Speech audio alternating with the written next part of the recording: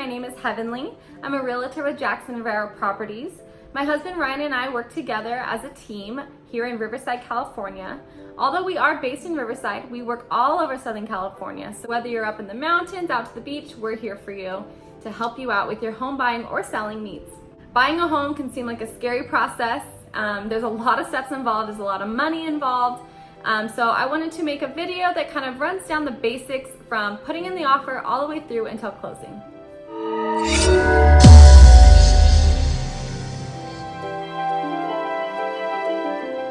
All right, so step one is submitting the offer. You're gonna sit down with your agent and discuss how much you want to offer on the home. Do you wanna do full price, over asking, or under asking? Your agent should run the comps for you so that you have a good idea of what everything else in the neighborhood is selling for so that you can come in with a very strong offer. Make sure you discuss with your agent the max amount of money you're willing to spend if you do get a counteroffer. Make sure you tell them how much you have for your down payment and how much you have for your earnest money deposit. So an earnest money deposit will go along with your offer. This is money that you're giving early to show your seriousness. It's usually between 1% to 3% of the sale price of the home.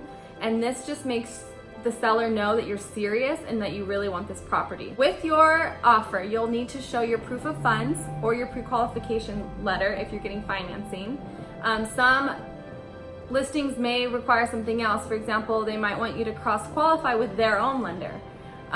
Things like that. You know, every transaction, every single deal can be totally different. So after you submit the offer, you wait to see if it was accepted, rejected, or countered. So if they counter the offer, you might have asked the seller for $5,000 in seller concessions, which means they're gonna give you money towards the closing costs. They might come back and say, no, we can't give you $5,000, but we'll give you $2,500. So half of what you asked for. And that's up to you to discuss with your agent and decide if that's a good enough deal for you or not.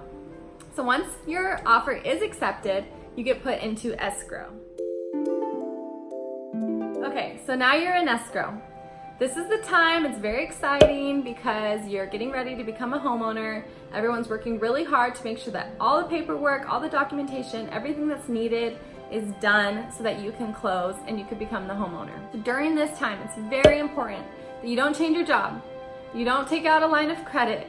You don't want to do anything that could affect your financial status because this can make your escrow fall through and you'll have to start back at square one. While you're in escrow, this is also your time to hire an inspector and an appraiser. So like I said before, you'll need a home inspection and your offer should be contingent upon it.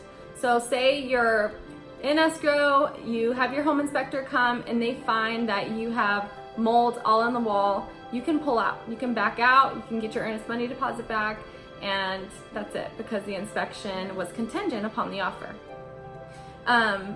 The appraisal is something that the lender will need. They'll want to make sure that the house appraises for what they're lending you. They want to make sure that that value of the home, the true value, is the money that they're giving you, and they're not giving you more money than the home is actually worth.